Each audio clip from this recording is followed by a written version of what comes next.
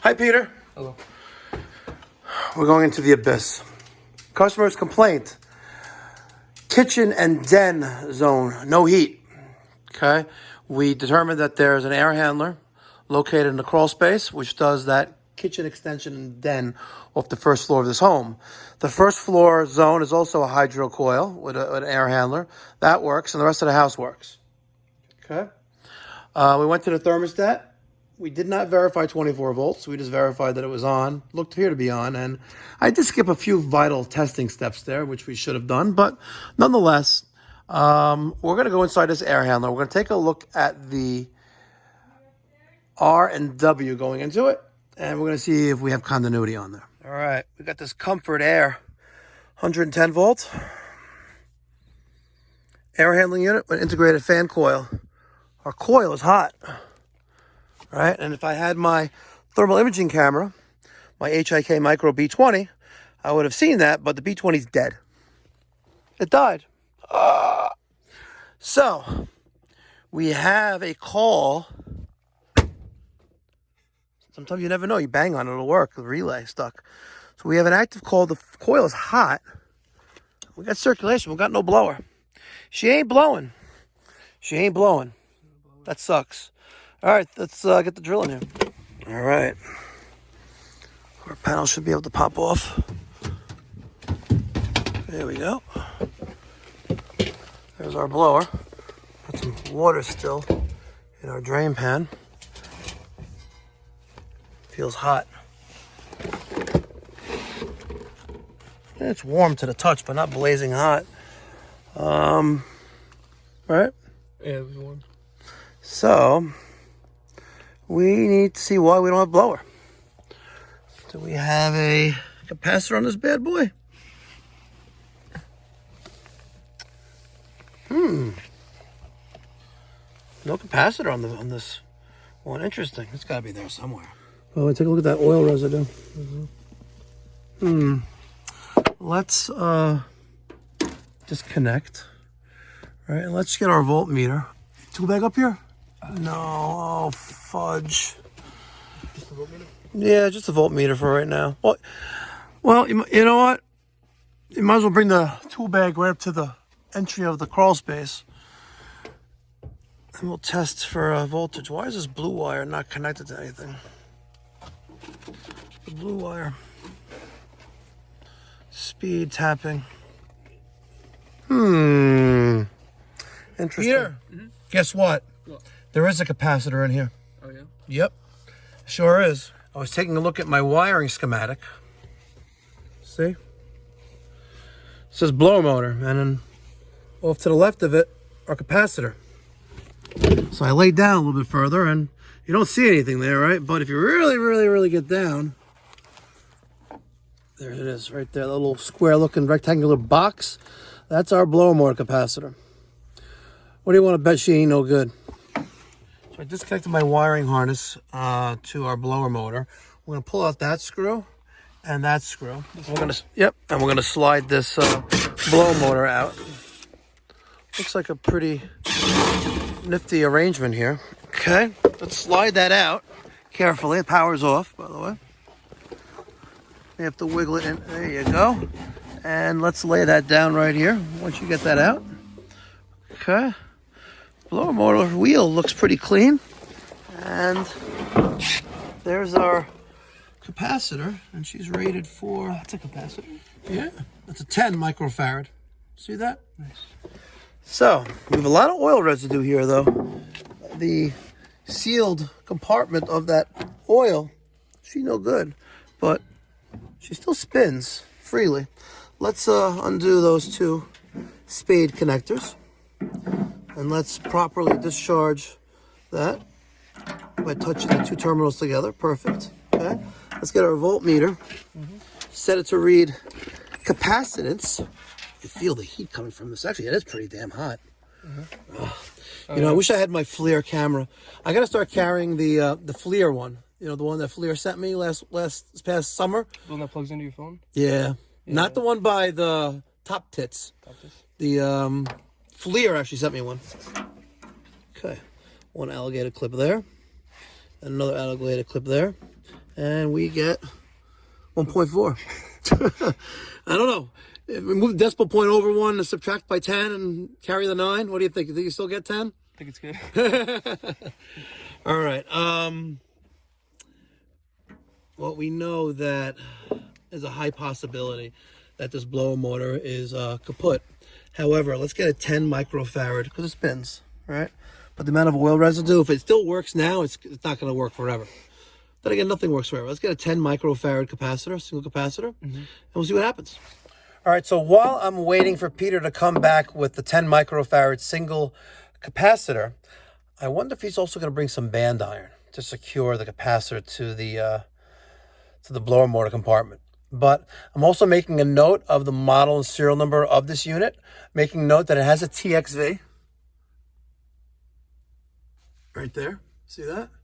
And the bulb is there, by the way.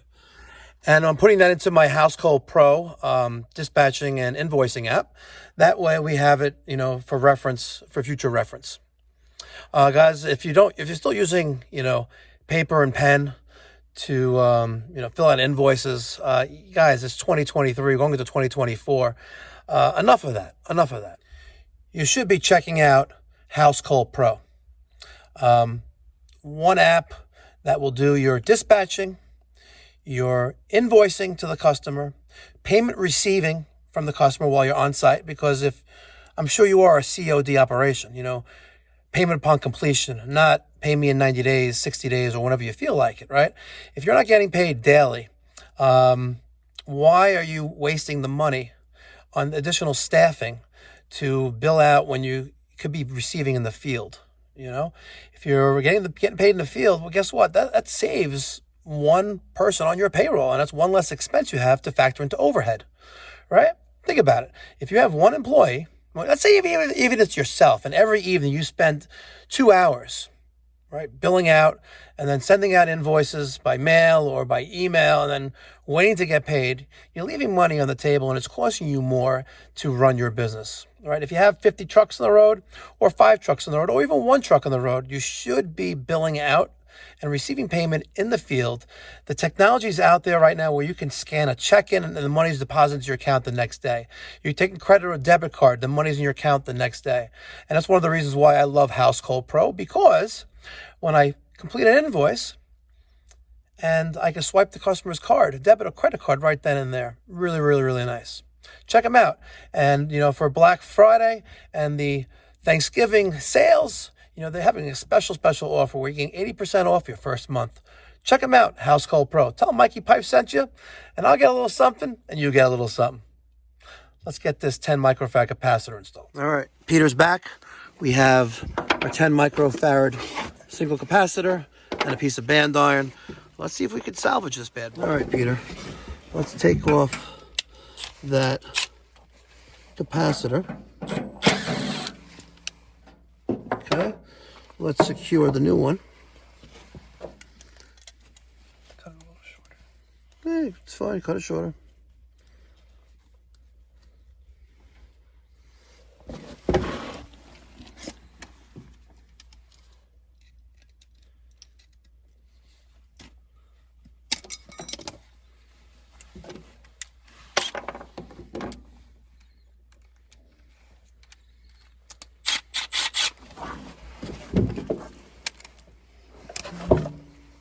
Just drill it straight in.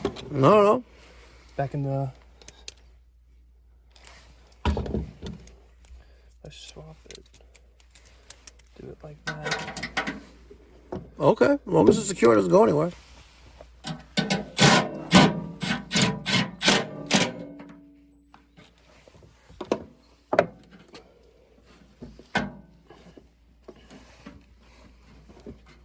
How does that feel?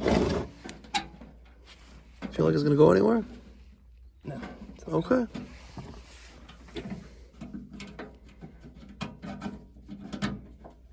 Okay.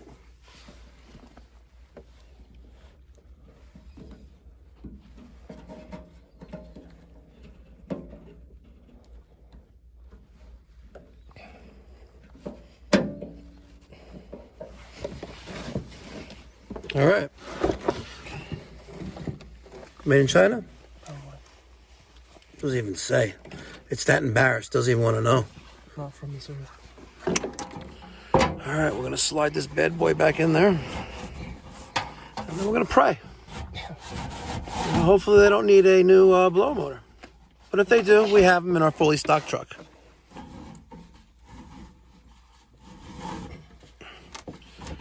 Okay, remember our 2 front screw holes need to line up.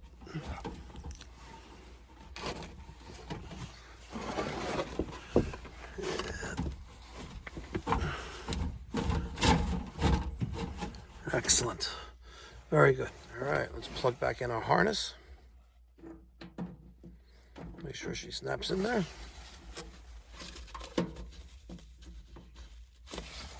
Okay. And flip switch on. A la peanut butter sandwiches.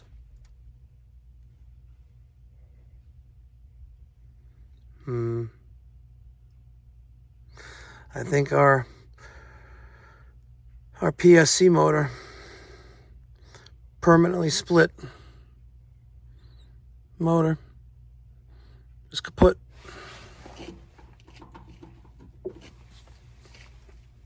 She lived a long life. Let's check for voltages where they should be. Oh, yeah, baby. A little time delay. Yep. You know the people sitting in the armchair right now. Like, Mikey Pipes, you should have known there's a time delay. You should be stick to plumbing. Get away from that furnace. What are you doing? Bro, it's not called a furnace. It's an air handler with a fan coil and an evaporator coil, which I almost misspoke about. But look at that. I explained it to her that it's basically a battery, and she was like, really, it's just the battery and not the blower motor.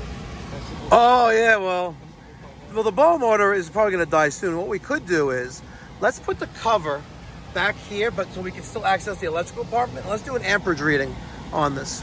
Let's see if we can slide that cover. We have to put it upright. Oh, yeah, try it that way. Is it going to fit in there? No. Oh, yeah. Stick it upright. Just to block that opening. All right? Perfect. And we're going to take an amp reading on those blower motor wires. Let's do the red.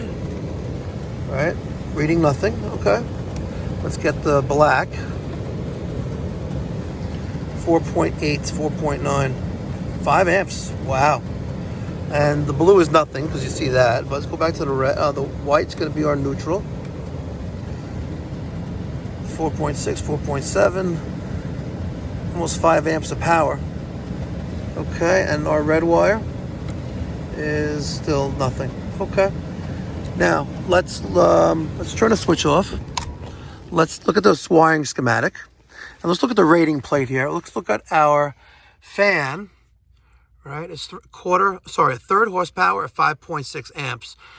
So after what we just did, it's still showing good, right? Okay, that was a relay closing. Okay, I just want to see our fan motor, blower motor. Okay, our red is low speed, the black is high, and the white or yellow would be our probably neutral. Yeah, it should be our neutral. Blue is medium, black is high, red is low. But we have 5 amps across the wiring there, so we're still within specification. Not bad.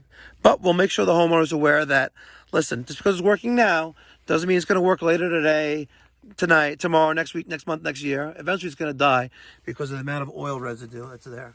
And surprisingly, we're pretty clean. All right, so we got all our screws back into place. Let's flip that switch back on. And that was about 15 seconds before. Let's make sure everything is up and running, and then we can get up out of this crawl space. Let's wait for that blower.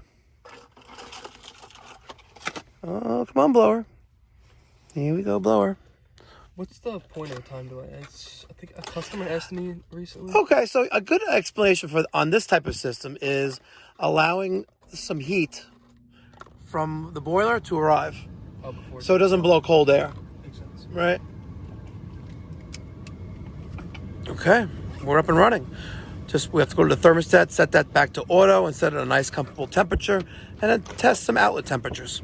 And I'm still trying to figure out what this contraption's for. 1, 2, 3, 4. 4 zip ties, and a piece of wire. Why? Is it holding up the condensate? Or is it like pushing down on this 3/8 tubing on our line set? I don't get it. What's up with that? That's just hackery. But I ain't touching it. I don't know why it's that like that for, and I don't want to break something. Interesting.